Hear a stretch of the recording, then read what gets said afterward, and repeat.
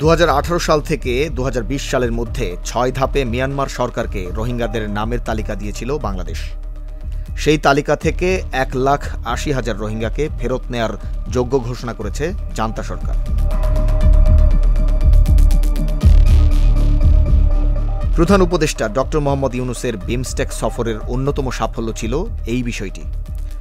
আরও 70,000 রোহিঙ্গার নাম যাচাই বাছাইয়ের শেষ পর্যায়ে রয়েছে এবং 5.5 লাখ রোহিঙ্গার যাচাই দ্রুত শেষ করার আশ্বাস দিয়েছে মিয়ানমার সরকার। তবে প্রশ্ন হচ্ছে, রাখাইন রাজ্য এখন কতটা মিয়ানমার সরকারের নিয়ন্ত্রণে? আরাকান আর্মি কার্যত প্রশাসন চালাচ্ছে। প্রত্যাবাসন বাস্তবায়নের জন্য আরাকান আর্মির ভূমিকা অনিবার্য। আর রিফিউজি নিগের কি হইতে না স্যার আর এড়ে তাই না স্যার এড়ে জায়গার আছে কিনা হ রিফিউজি তাই বলেন না স্যার জিয়ান নাকি আর পরে জিয়ান নাকি আছে আর জিয়ান নাকি হাতে কার্ড নেগাটিভ জিয়ান নাকি আছে হ্যাঁ যদি ফাটি দলে যাইম আনতলে আর যাবলে কোনো জ্ঞান নাই সে জায়গার উপর রাজ্য বর্মাই মগর গুড়া 10 কথা জন মানে ইয়ান কেন কি আছে তাহলে এখন আর ইয়ান নসাই আর কেন আবার শান্তি করে যাই পারি তো শান্তি করে ইয়ান যতদিন পর্যন্ত ন এতদিন আর ওয়াফে যাই বললা। রোহিঙ্গা প্রত্যাবাসন নিয়ে আন্তর্জাতিক মহল সরব থাকলেও আলোচনায় এখনো পর্যন্ত আরাকান আর্মির সরাসরি ভূমিকা দেখা যায়নি। প্রশ্ন উঠছে, এই সশস্ত্র গোষ্ঠীকে আলোচনায় কে আনবে, ঢাকা না নেপিদো?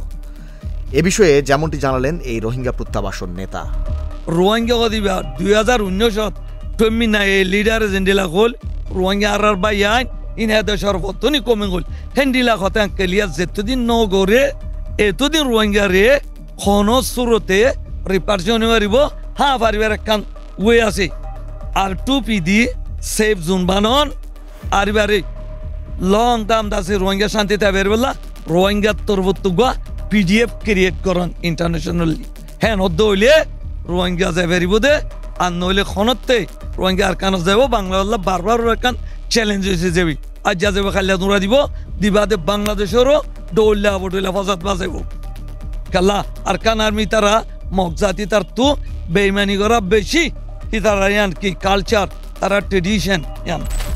রোহিঙ্গা প্রত্যাবাসন কেবল দুই দেশের কূটনীতি নয়, রাখাইনের স্থিতিশীলতা এবং যুদ্ধবিরতি ছাড়া এটা সম্ভব নয়। নিরাপদ ও স্বেচ্ছা প্রত্যাবাসনের জন্য রাজনৈতিক সমঝোতা অপরিহার্য, এমনটি জানালেন স্থানীয় জনপ্রতিনিধি।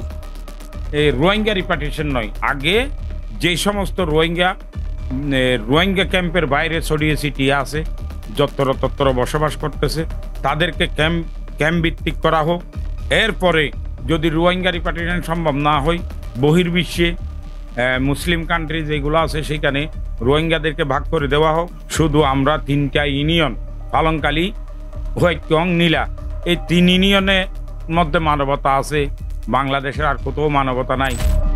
মিয়ানমার কর্তৃপক্ষের এই 1,80,000 রোহিঙ্গার পরিচয় নিশ্চিত হওয়ার সংবাদটি সুসংবাদের রূপ নেবে কিনা তা নিয়ে এখনও শঙ্কা। কারণ যুদ্ধ না থামলে প্রত্যাবাসন রয়ে যাবে সুদূর পরাহত, এমনটি জানালেন বিশেষজ্ঞরা। মিয়ানমার সরকার যে রোহিঙ্গা নিয়ে যাওয়ার কথা বলেছে 1,80,000, এটা আমার কেমন যেন এটাতে সন্দেহ, সেটা হলো আমরা ইতিমধ্যে যেটা দেখেছি যে আরাকান রাজ্যটাই এখন মিয়ানমার সরকারের অধীনে নেই। এখানে এখন অবস্থান করছে আরাকান আর্মি। তো আরাকান আর্মির সাথে আমাদের রোহিঙ্গাদেরও একটা কন্ট্রাডিকশন আছে। তো যার পরিপ্রেক্ষিতে আমি বিশ্বাস করতে পারি না যে সচেতন মহলও বিশ্বাস করবে না, আশা করি যে ওখানে রোহিঙ্গা প্রত্যাবাসন সম্ভব হবে কিংবা রোহিঙ্গারা যাওয়ার জন্য সম্মত হবে। এই বিষয়টাও আমি বিশ্বাস করতে, আমার সচেতন নাগরিক হিসাবে সেটা আমি চাই না। রোহিঙ্গা সংকট সমাধানে কূটনৈতিক তৎপরতা বাড়লেও মাঠ পর্যায়ে বাস্তবতা এখনও অনিশ্চিত।